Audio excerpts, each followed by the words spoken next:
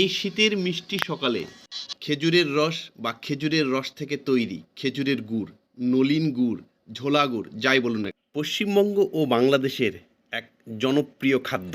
এই বললেও ভুল হবে না, ৪,০০০ বছর ধরে এই শিল্প আমাদের দেশে বা এশিয়া মহাদেশের এটা এক অর্থকারী শিল্প হিসাবে আমরা এর পরিচিত লাভ পেয়েছি। বর্তমানে এই শিল্প দিনে দিনে বিলুপ্ত হওয়ার প্রধান কারণ এখন আর কেউই সাধারণত গাছ কাটতে সক্ষম নয় এবং এই কাজে পরিশ্রম অত্যন্তই কম নয়, অনেক বেশি পরিশ্রম, যা সকলেই করতে পারে না। এই জন্য এই শিল্প এখন দিনে দিনে বিলুপ্তর পথে। বর্তমানে বাংলাদেশ সহ আমাদের পশ্চিমবঙ্গেও এই নলিন গুড়ের চাহিদা এবং তৈরি চলছে। তো যাই হোক, এই নলিন গুড় আমাদের খুব জনপ্রিয়, পিঠে পুলি পায়েস থেকে বিভিন্ন রকম ভাবে আমরা এর খাদ্য গ্রহণ করি বা স্বাদ নিই। তো বর্তমানে এই নলিন গুড় আমাদের ইসামতি এনেছেন বাজারে। এই নলিন গুড় এতই সুস্বাদু বা এতই টেস্টি, যা ইসামতির নলিন গুড় আপনারা পাচ্ছেন।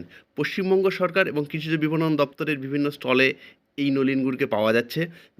দক্ষিণ দিনাজপুরের জেলা আধিকারিক ইসামতির উৎপাদিত নলিন গুড়কে গ্রাম অঞ্চলের এক ভালো শিল্প, যা কর্মসংস্থান তৈরি করতে পারে বলে জানিয়েছেন। শীতের সকালে এই নলিন গুড়ের স্বাদ নিতে আমরা অথবা বাঙালি সম্প্রদায় যেন ভুল না করি। বাই।